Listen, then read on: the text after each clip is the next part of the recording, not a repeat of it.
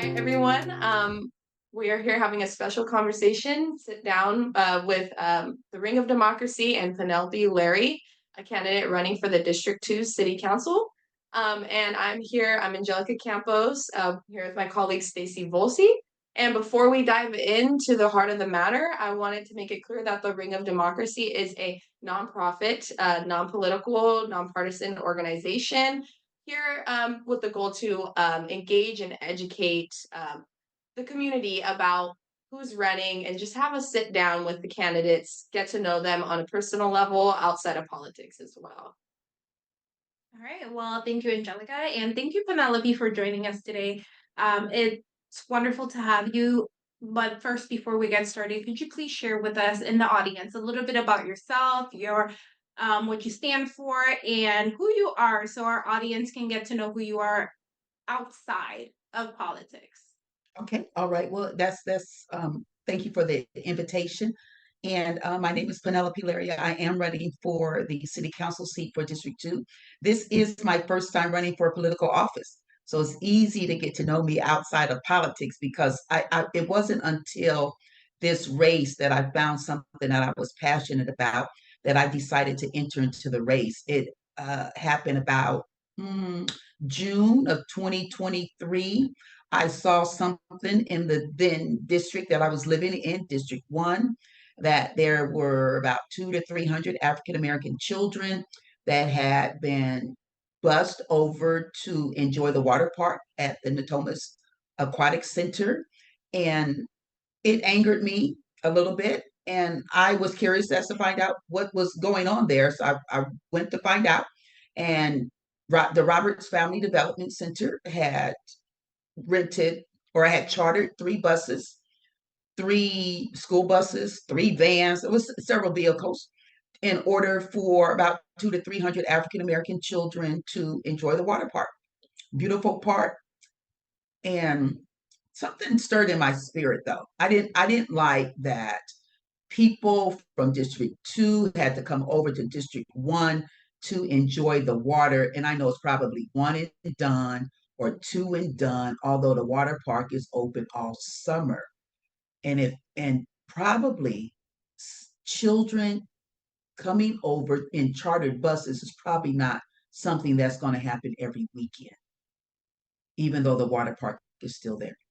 I didn't know what to do about it. I started just having conversations with people about what I saw and what I didn't like. And someone asked me what was I going to do about it in my complaining. And they hadn't asked me before. And I said, I don't know. I don't know what it is to do about it. Said it to someone else, and someone said, if you want to change some things, why don't you run for city council? It had never dawned on me. And so I said, well, let me find out what it is, what it takes to join in the race. And so that's what I did. And so, admittedly, I joined the race while the then current city council person was still in the office. I was so bold enough, I was going to run against him with no experience at all. Thank you for sharing that. I'm sure everybody appreciates hearing from you what prompted you to run for office. So again, thank you for that. Yes, and I want to just dive right in. You talk about District 2 and, you know, some challenges that you've seen. So I wanted to go ahead and ask, what do you see as the most pressing issues in District 2? The most pressing issue for me is the blight on the street. It's the trash. It's the discarded furniture on the street. For me, that's the most pressing. I believe that when people live in a community that looks good, it makes people feel better, and then you can tackle some of the other issues that are in the community, namely the unhoused population. I think is too great in District 2. I believe that if unsheltered individuals is an issue for the city, then the city should share in what it looks like. And it shouldn't just look like unhoused people are all in District 2. So I think that's another issue there. Another challenge that I see there is a lack of cohesiveness for the leaders that are already there. There are a duplicity of services that are being offered or duplication of services that are being offered from one side of the city or one side of town or one side of the area versus another side of the area. And I believe when leaders, those current leaders, when they begin to get together and collaborate, really collaborate, that there could be unity in the community and the services would not be duplicated, and people would begin to have a sense of community because it doesn't seem like there's just a sense of community here, even though the district is very diverse. I love the diversity here. So there are all kind of nationalities that live here, but a lot of it is segregated. When I speak to some residents here that knew what it was like in the 70s, in the before the crack cocaine epidemic hit this area, they tell me that it was very eclectic. Their people were just friends with everybody, and people don't know quite where the the segregation came in, but it came in. It has come in and it has not left. But I don't think a lot of people are satisfied with it. I think people are ready to come together again. And when this community comes together and celebrates the diversity that is here, I believe it's going to again be a very beautiful place in to live, work, and play. Well, thank you for sharing that, Penelope. Now, just to recap and kind of understand what you're saying, because then one thing you talked about was the beautification of District 2 because you feel that that affects how community members feel, and also you want to increase the way they engage with one another and that sense of community. Did I get that correctly? That's correct. That's correct. Okay. Well, with that said, like what would you have in mind to kind of increase that sense of community in District 2, beyond making sure the streets are clean? Like how would you go about that? I know that when I was living at home, and I still do it now, I mean, people call it spring cleaning, but it's something about when things are clean, you just feel better. You eat better. You want to get a meal or something like that. I think it's the same way. It's the same concept that when once you clean up the street, then I would bring these community leaders. I would bring the residents together. I would have a party. That's what I would do, bring people together in a social atmosphere because their guards are down. They feel more comfortable. They're not all rattled up. Like when people go to meetings, sit at the table, people come with their attitudes, their issues, their challenges. But when you're just out in the park and you're just enjoying one another's company, you're enjoying music and you're enjoying food, then and you're meeting different people, it's a different kind of atmosphere. Then once you come to a meeting with someone who's your friend or someone you know on a personal level. It's the same way you said to me. We want to know you on a personal level because you don't know me at all. But when you know some things about me, and to know me is really to love me. And so when you know somebody on a personal level, you feel different about them. It's like, I know something about you. I know about your children. I know some of your challenges. I maybe know about your about where you grow up. Where you grew up. I know something about you, and so I can come to the table with that information, with that sense of community, with that sense of friendship. When I come to a table and I don't know anything about you, all I'm going to bring is my issue because I have no connectivity to you at all. And it's not even my idea because I received this from, and I'll give her credit, is from Council Member Lisa Kaplan.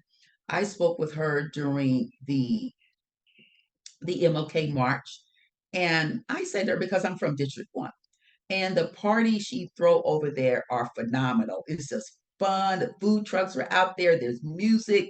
It's just a beautiful thing. You're meeting people. And I said to her, I love when you throw those parties. She says, well, there's a method behind it. Is that when I bring people together, it's easier now for them to come to the table to talk about our challenges. So I'm just copying that. I think it works over there. I would at least try that over here. Let's come together in a social setting before we come to the table to talk about issues. For sharing, Penelope. And I think that's some yeah, great ideas. And I wanted to talk about you know, you're talking about issues. A huge issue in District 2 right now is, the public safety youth gun violence. You know, a question I have for you is how do you plan to ensure everyone in District 2 can feel safe, and also address the youth gang and gun violence prevalent in District 2? Yes, I like some services that are already in place with the Neighborhood Wellness Foundation. They already have a system whereby they know a lot of the people that are already in the community. They bring people that have been traumatized in other areas that have spent some time away, long, extensive time away in prison. They bring those people on their team also. And now, when something is happening in the community, it's generally from someone that they know or a family member that they know of, because people have lived in this community for a very long time.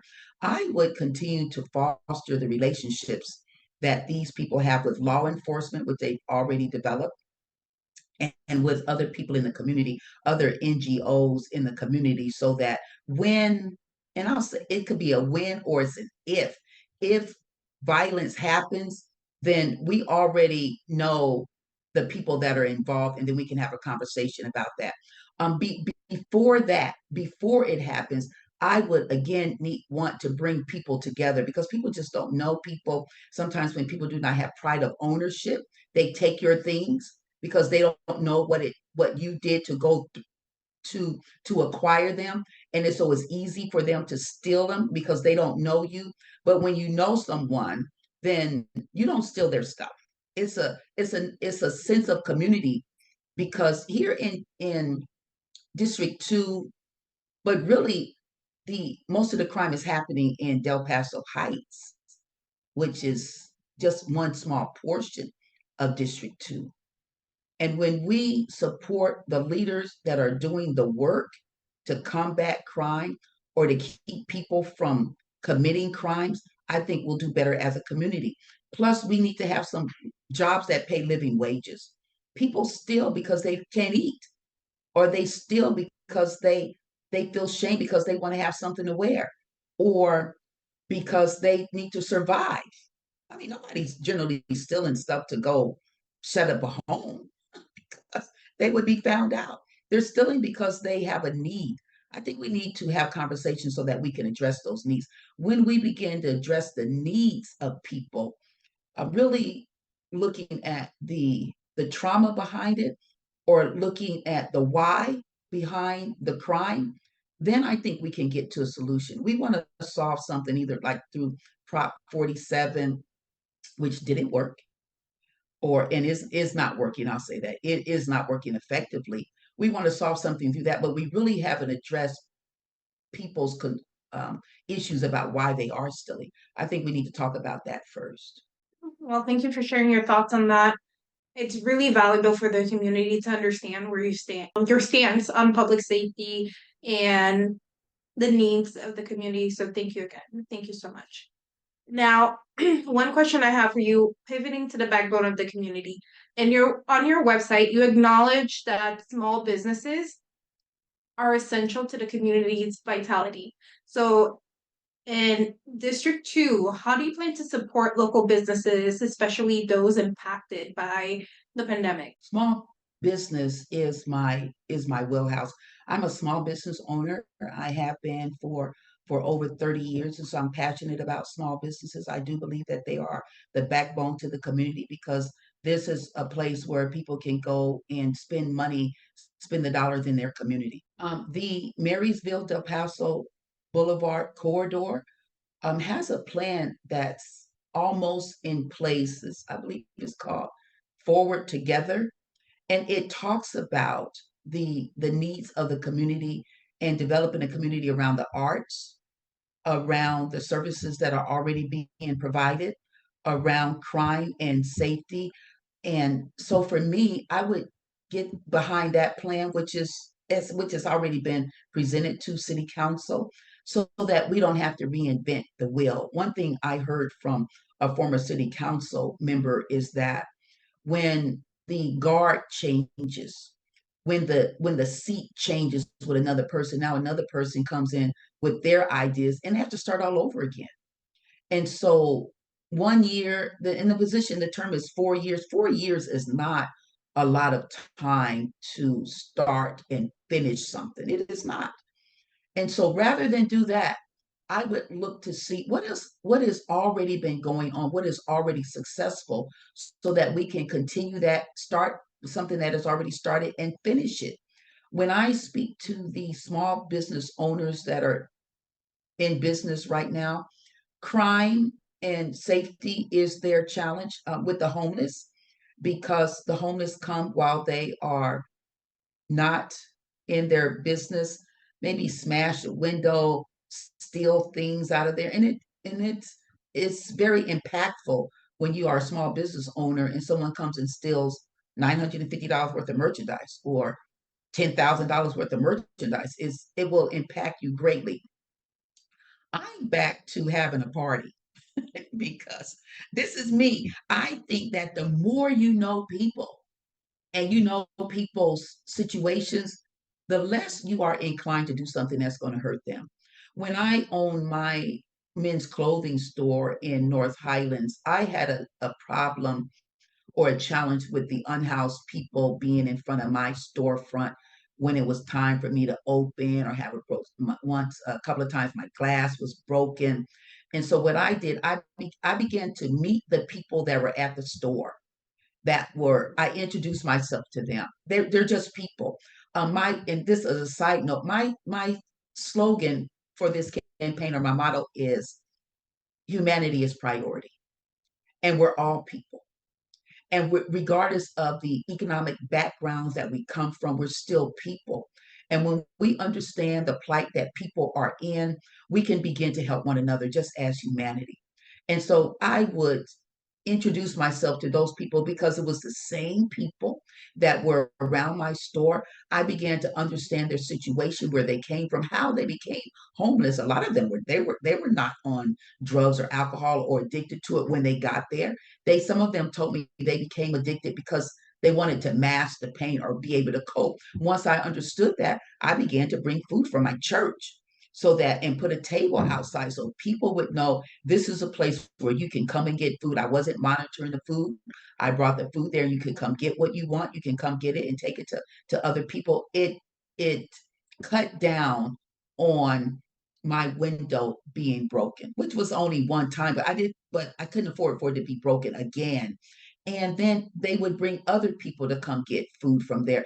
And then they began to watch my place so that I didn't have any problems with people coming there. And I began to know them just as people. They knew my name and they looked out for me. And then I looked out for them also. So humanity is priority. That's one of the things that we can do. And sometimes that just takes a meeting, because I've experienced that personally. Talk to the shop owners and say, who are the homeless people around here? And what are they doing? And I would tell people, I'm here to earn a living. And I don't need people that are unhoused around my store when I'm open. If you would please, I leave before 12 because my store hours for noon to 6. Leave by 11:30 so I can come open. And at 6:01, even if I'm still here, you can come sleep on this step, because people have a hard time trying to find a place to live or a place to sleep where they would not be bothered. That's me. I think we can respect people that are homeless and still and respect people that have their businesses also, but not be afraid to have a conversation with people about our current situation so that we understand one another. Okay. Well, two things that I gathered. So correct me if I'm wrong, you really value communication and understanding the needs of different people on different sides of the table, either unhoused or either elected candidates, community members. Like for you, that's a priority. And that's why, from what you said, you want to throw these parties to ensure that people are getting to know each other, because from what I'm gathering, that's the solution. I love it, Stacey. You can get on my team because I like the way you summarize everything. I believe a lot of things can happen with the conversation. Yes. Whether Okay. with the city council, when I get the seat, to have conversation, relationships with the other city council members, so that we are all invested in the success of District 2, regardless of the city council person there, is that in order for us to have a beautiful city, all of the districts should be thriving, not just 6 of the 8, or not just 7 of the 8, or not just 2 of the 8. They all should be thriving. And I would like to have conversations with the other city council members is how can we make sure that District 2 thrives, because that is beneficial to everyone, not just me on the city council, but for the whole entire city. And so that's why I would have a conversation about that.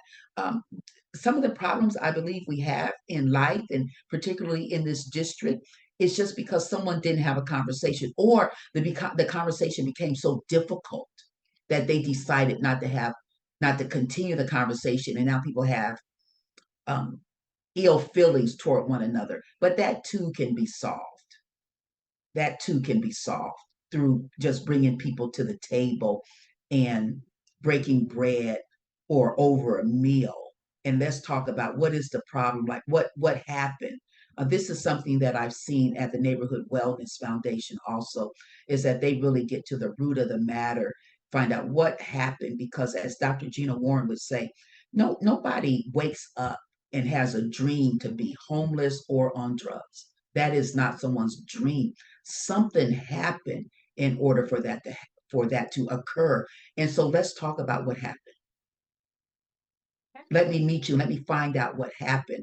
And then once I know what happened, now we can work on a solution, because humanity is important. It is my priority. Thank you for sharing that, Penelope, and sharing your strategies to really bring the community together and bridge that gap of, like, a lot of people don't feel that they can talk to elected officials. So appreciate you for sharing. And I want to give you, I know that I want to be respectful of your time, and give you the last couple minutes to basically leave the voters with why they should vote for you. Yeah. Thank you so much. Well, voters, I am not business as usual. I stray away from the status quo. I'm passionate about the things that are going on in District 2, and I come looking from another lens. I see what it is like to live in and have a successful district, and I want the same things for us also.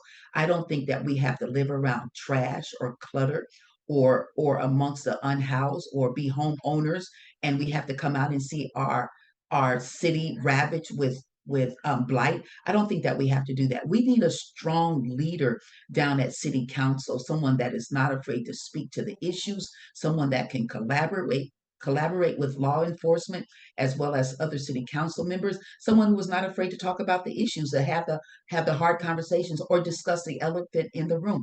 I am that woman. I am that person. I'm passionate about the things in District 2, and in so much that I uprooted my life in order to run for the race, so that I can serve the people in a community where I have been serving for over 20 years. I want to do it now at another level. I want to put my money where my mouth is. I want to put my heart up where my passion is. I want to represent you for D2. My name is Penelope Larry. You can reach me at penelopelary.com. It is my name, .com. And thank you so much for the invite, Stacy and Angelica. You are so welcome, and thank you so much for sharing that with our audience. And everybody, please remember that primary elections are March 5th. So if you haven't dropped your ballot off yet, vote on March 5th. And again, we are a non-profit, non-political, non-partisan organization bringing these conversations to you so you can get to know your candidates better, so you can make an educated choice. But with that said, have a wonderful rest of your day.